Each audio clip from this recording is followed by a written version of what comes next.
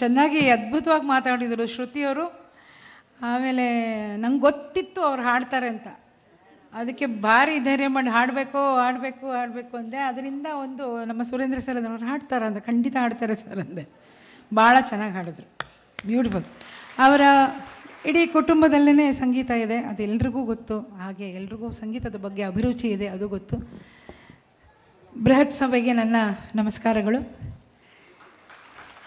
ಇದು ಬರೀ ಜೈನ ಮಿಲನ ಅಲ್ಲ, ಇದು ಸಂಸ್ಕೃತಿಯ ಮಿಲನ, ಸಂಸ್ಕೃತಿಗಳ ಮಿಲನ, ಸಪ್ತ ಸ್ವರಗಳ ಮಿಲನ, ಸಪ್ತರಂಗ್, ಸಾತ್ ರಂಗ್, 7 ಬಣ್ಣದ ಮಿಲನ.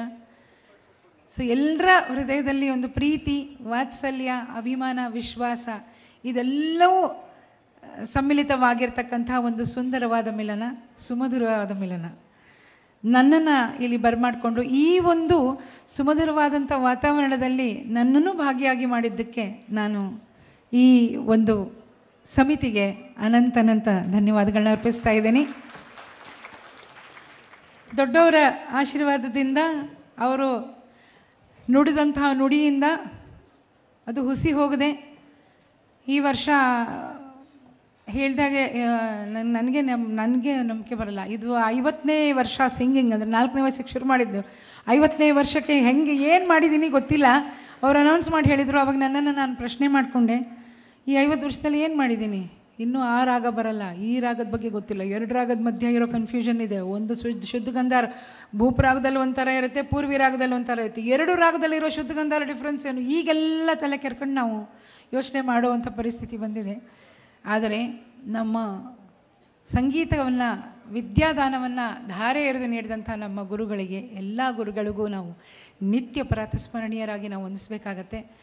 ಗುರುವಿನ ಗುಲಾಮನಾಗುವ ತನಕ ದೊರೆಯ ದಂಡ ಮುಕುತಿ ಅಂತ ಅನ್ನೋ ಹಾಗೆ, ನಾವು ಗುರುವಿನ ಗುಲಾಮನಾದರೆ ಮಾತ್ರ ನಮಗೆ ದೇವರು ಒಲಿತಾನೆ.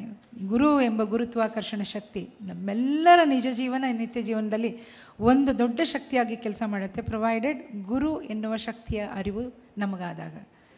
ನಾನು ಚಿಕ್ಕ ವಯಸ್ಸಿನಿಂದ ಧರ್ಮಸ್ಥಳ ಮಂಜುನಾಥೇಶ್ವರ ಸ್ವಾಮಿ ಪಾದಾರವಿಂದಗಳಿಗೆ ನನಗೆ ತಿಳಿದ ಹಾಗೆ ಹಾಡ್ಕೊಂಡು ಬಂದಿದ್ದು. ಹಾಡ್ತಾ ಹಾಡ್ತಾ ಹಾಡ್ತಾ ಹಾಡ್ತಾ ಅದು ಭಕ್ತಿಯೋ ಭಾವವೋ ರಾಗವೋ ಗೊತ್ತಿಲ್ಲದೇ ಇಷ್ಟು ದೂರ ಬಂದೆ. ಇನ್ನೂ ನಡೀತಾನೇ ಇದ್ದೀನಿ, ಇನ್ನೂ ತೆವಳ್ತಾನೇ ಇದ್ದೀನಿ. 4 ಶಬ್ದಗಳು ನನಗೆ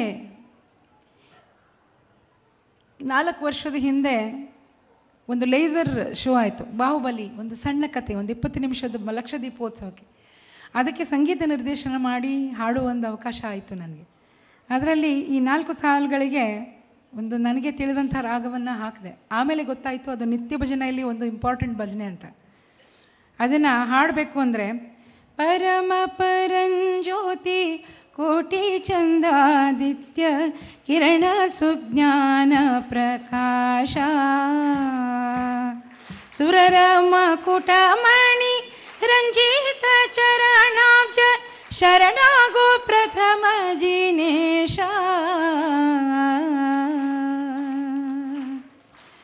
ಸಿದ್ಧರ ಸತತ ವಿಶುದ್ಧರ ಬೋಧಸ ವೃದ್ಧರ ನೆನೆದು ನಾನೀಗ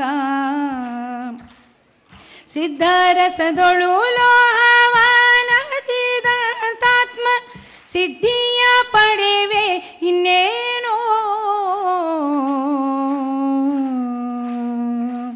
ಪರಬ್ರಹ್ಮ ತ್ರಿಭುವನ ಸಾರ ಚಿದಂಬರ ಪರಬ್ರಹ್ಮ ತ್ರಿಭುವನ ಸಾರ ಚಿದಂಬರ ಪುರುಷ ನಿರಂಜನ ಸಿದ್ಧ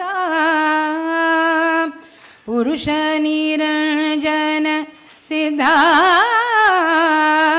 ದುರಿತಂಜಯ ಹಂಸನಾಥ ನಮೋ ನಮೋ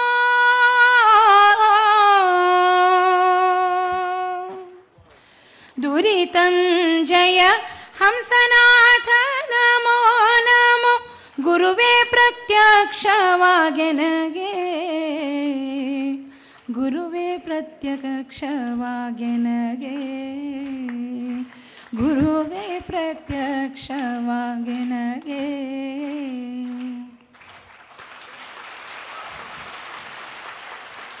ಗುರುವು ನಮ್ಮ ಮುಂದೆ ಪ್ರತ್ಯಕ್ಷವಾದರೆ ಹೇಗಿರುತ್ತೆ? ಆ ಸ್ವರಗಳ ಒಂದು ದೊಡ್ಡ ಸಾಮ್ರಾಜ್ಯವನ್ನು ನಮ್ಮ ಕಣ್ಣೆದುರಿಗೆ ನೋಡಿದಾಗೆ ಆ ಆತ್ಮಾನಂದಕ್ಕೆ ಪಾರವೇ ಇಲ್ಲ. ಸೊ ನೀವೆಲ್ಲ ಆತ್ಮಾನಂದವನ್ನು ಅನುಭವಿಸಿ ಇಲ್ಲಿ ಎಷ್ಟೋ ಜನಕ್ಕೆ ಆನಂದವನ್ನು ಕೊಟ್ಟಂಥ ಸಂಗೀತದ ಪ್ರತಿಭೆಗಳು. ಕೆಲವೊಬ್ಬರದ್ದು ನಾನು ಭಜನೆಯನ್ನು ಕೇಳಿದೆ. ಅದರಲ್ಲಿ ಭಕ್ತಿ ಎನ್ನುವ ಶಕ್ತಿ ಎನ್ನುವ ಒಂದು ಆತ್ಮಾನಂದ ಅದರಲ್ಲಿ ತುಂಬಿ ತುಳುಕ್ತಾ ಇತ್ತು. ಬಹಳ ಸಂತೋಷ ಆಯಿತು. ಕಡೆಗೆ ನಮ್ಮ ನಿರ್ಣಾಯಕರು ಹೇಳಿದರು, ಕೊನೆ ಭಜನೆ ನಮ್ಮ ಸೌಮ್ಯ ಹೇಳಿದರು. ಆಕೆ ಎಷ್ಟು ಸ್ವತಃ ಎಂಥ ಒಳ್ಳೆ ಕಲಾವಿದಳು ಅಂದರೆ Soumya Jain, just love the girl. ತುಂಬ ಪ್ರತಿಭಾವಂತೆ, ಚಿಕ್ಕ ಹುಡುಗಿ ಇದ್ದಾಗಿನಿಂದ. ಇವತ್ತು ನನಗೆ ಅಲ್ಲಿ ಸ್ಕ್ರೀನ್ನಲ್ಲಿ ನೋಡಿದಾಗ ಗೊತ್ತಾಯಿತು ಆಕೆ ನಿರ್ಣಾಯಕ ಮಂಡಳಿಯಲ್ಲಿದ್ದಾರೆ ಅಂತ. ಸೊ ಎಷ್ಟು ಚೆಂದ ಹೇಳಿದ್ಲು ಅಂದರೆ ಅದು ತೀರಾ ಅಪ್ಯಾಯಮಾನವಾದಂಥ ಒಂದು ಜಡ್ಜ್ಮೆಂಟ್. ಭಕ್ತಿ ನಮ್ಮನ್ನೆಲ್ಲೋ ಕರ್ಕೊಂಡು ಹೊರಟೋಗುತ್ತೆ. ಮೊದಲು ಸಂಗೀತ ಅಂತಕ್ಕಂಥ ಭಾರತೀಯ ಪಾರಂಪರಿಕ ಸಂಗೀತ ಆಸ್ಥಾನ ವಿದ್ವಾಂಸರಿಗೆ ಮಾತ್ರ ಮೀಸಲಾಗಿತ್ತು. ಅದು ಜನಸಾಮಾನ್ಯರಿಗೆ ತಲುಪಿದ್ದು ಹೇಗೆ? ತಾನ್ಸೇನ್, ಬೈಜುಬಾವರ್ ಇಂಥ ದೊಡ್ಡ ದೊಡ್ಡ ಸಂಗೀತಗಾರರು ಅಕ್ಬರ್ನ ಆಸ್ಥಾನದಲ್ಲಿ ಇದ್ದರು ಅವಾಗ. ಸೊ ಅಲ್ಲೆಲ್ಲ ಜನಸಾಮಾನ್ಯರು ಹೋಗ್ಲಿಕ್ಕೆ ಆಗ್ತಿರ್ಲಿಲ್ಲ. ಸೊ ಜನಸಾಮಾನ್ಯರಿಗೆ ತಲುಪಿದ್ದು ಭಕ್ತಿ ಸಂಗೀತದ ಮೂಲಕ.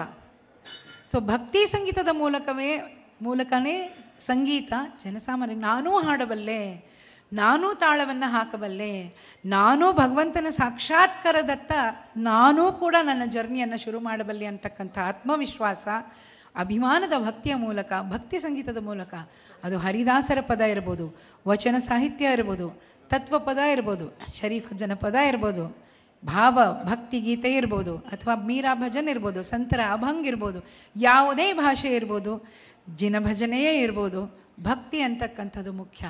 ಭಕ್ತಿಯ ಜೊತೆ ಸ್ವರದ ಲಾಲಿತ್ಯ ಸೇರಿದಾಗ ಸಾಕ್ಷಾತ್ಕಾರ ಆಗುತ್ತೆ. ಅದನ್ನು ನೀವು ಮಾಡಿ ತೋರಿಸಿದ್ದೀರಿ. ಹೀಗೆ ನಿತ್ಯ ನಿರಂತರವಾಗಿ ನಿಮ್ಮ ಜೀವನದಲ್ಲಿ ಭಕ್ತಿಯ ಮೂಲಕ ಅಷ್ಟೇ ಅಲ್ಲ, ಸಂಗೀತದ ಮೇಲೆ ಭಕ್ತಿಯ ಮೂಲಕ, ಸ್ವರಗಳ ಮೇಲಿನ ಭಕ್ತಿಯ ಮೂಲಕ ನಿಮ್ಮ ಸಾಧನೆ ಹೀಗೆ ನಿರಂತರವಾಗಿ ಮುಂದುವರಿಲಿ ಅಂತ ನಾನು ನಿಮಗೆಲ್ಲರಿಗೂ ಶುಭ ಹಾರೈಸ್ತಾ ಇದ್ದೇನೆ. ಆ ಗುರು ಸದ್ಗುರುವಿನ ಒಂದು ಅಭಯ ಹಸ್ತ ನಿಮ್ಮ ಮೇಲೆ ಯಾವಾಗಲೂ ಇರಲಿ.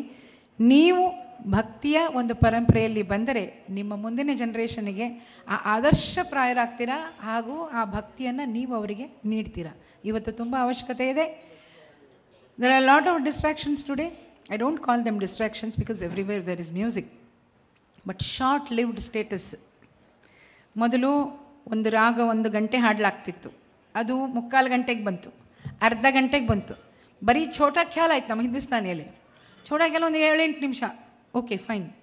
ತಿರ್ಗಾ ಇದೆಲ್ಲ ಮೀಡಿಯಾ ಬಂತು, ಯೂಟ್ಯೂಬ್ ಬಂತು. ಅದೆಲ್ಲ ಬಂದಾಗ ಚಂದ ಹಾಡು ಕೇಳೋರು, ಗಂಟೆಗಟ್ಟಲೆ ಎಲ್ಲ ಕಚೇರಿ ಫುಲ್ ಕೇಳೋರು. ಬರ್ತಾ ತುಂಬ ಟೈಮ್ ತೊಗೊಳ್ಳಿಲ್ಲ, ಭಾಳ ಬೇಗನೆ ಅದು 10 ನಿಮಿಷಕ್ಕೆ ಬಂದದ್ದು ಇವಾಗ 3 ನಿಮಿಷಕ್ಕಾಯಿತು. 3 ನಿಮಿಷದಿಂದ ಈಗ ರೀಲ್ಸ್ನಲ್ಲಿ ಒಂದು ರಾಗವನ್ನು ಹೇಗೆ ಹಾಡ್ತೀರಿ ನೀವು? ಇದೆ ಪರಮ ಪರಂಜ್ಯೋತಿ, ಇದನ್ನು ಹಾಡಲಿಕ್ಕೆ ಒಂದು ಲೈನ್ ಹಾಡ್ಲಿಕ್ಕೆ 1.5 ನಿಮಿಷ ಬೇಕಲ್ವ, ಮುಗ್ದೇ ಹೋಯ್ತಲ್ಲ. ಮುಂದೆ ಅರ್ಥವನ್ನು ಹೇಗೆ ಕೊಡ್ತೀರಾ? ಅದು ರೀಲ್ಸ್ ತಪ್ಪು ಅಂತಲ್ಲ. ರೀಲ್ಸ್ ಕೆನಾಟ್ ಬಿ ದ ಪರಂಪರಾ of music. Reels is the interest. ನಿಮ್ಮಲ್ಲಿರುವ ಆಸಕ್ತಿ, ನಿಮ್ಮಲ್ಲಿರುವ ಕಲಾ ಪ್ರಕಾರದ ಆಸಕ್ತಿಯನ್ನು ತೋರಿಸುತ್ತೆ ವಿನಃ ಕಲೆಯ ಪೂರ್ತಿ ಪರಂಪರೆಯನ್ನು ಖಂಡಿತ ಯಾವ 1.5 ನಿಮಿಷ 1.5 ದಿವಸದಲ್ಲಿ ಕೂಡ ತೋರಿಸ್ಲಿಕ್ಕಾಗೋದಿಲ್ಲ. ಇದಕ್ಕೆ ಒಂದೇ ಒಂದು ಜೀವಮಾನ, ಒಂದು ಏಕ್ ಉಮರ್, ಅದನ್ನು ಜಿತನೆ ಭೀ ಹಮ್ ಜೀತೆ ಹೇ ಪೂರಿ ಉಮರ್ ಲಗ್ ಜಾತಿ, ಪೂರಿ ಜಿಂದಗಿ ಲಗ್ ಜಾತಿ. ಸೌಮ್ಯಂಗೆ ಗೊತ್ತದು.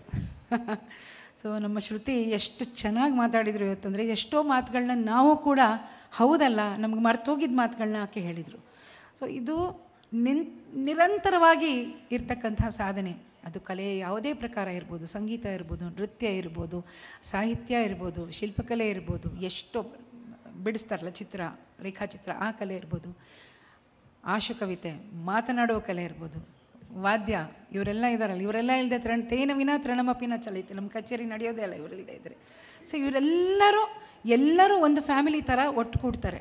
ಸೊ ಇದೇ ರೀತಿ ಬರೀ ಭಜನೆಗಷ್ಟೇ ಅಲ್ಲ, ಎಲ್ಲ ರೀತಿ ಹಾಡುಗಳಿಗೆ ನೀವು ತಾಳದ ಜೊತೆಗೆ ತಾಳಬೇಕು, ತಕ್ಕ ಮೇಳಬೇಕು ಅಂತ ಹೇಳ್ತಾರಲ್ಲ, ಗಾನ ಕೇಳುವವರು ಇರಬೇಕು. ನೀವಿಲ್ಲದೆ ಗಾಯನ ಮಾಡುವವರಿಗೂ ಯಾವುದೋ ಒಂದು ಅರ್ಥ ಸಿಗೋದಿಲ್ಲ. ಸೊ ಹಾಗೆ ನೀವು ಕೂಡ ಪ್ರಾರ್ಥ ಸ್ಮರಣೀಯರಾಗ್ತೀರಾ. ನಿಮಗೂ ಕೂಡ ವಂದಿಸ್ತೇನೆ. Surendra Kumar sir, Anita madam, thank you for inviting me. Janendra sir, thank you everybody. And it was wonderful being here, especially ನಾನು ವೇದಿಕೆಯನ್ನು ಹಂಚಿಕೊಂಡಂಥ ಪ್ರತಿಯೊಬ್ಬರು ಅವರ ಮಹಾ ಸಾಧನೆಯನ್ನು ಮೆರಿತಾನೇ ಇದ್ದಾರೆ. ಯಾಕೆ? ಕಲೆ ಶಾಶ್ವತ. ಕಲೆ ಅಂತಕ್ಕಂಥ ಒಂದು knowledge is always a bless. ಕಲೆಯ ಒಂದು ಜ್ಞಾನಾರ್ಜನೆಗೆ ಯಾವತ್ತೂ ಕೊನೆ ಇಲ್ಲ.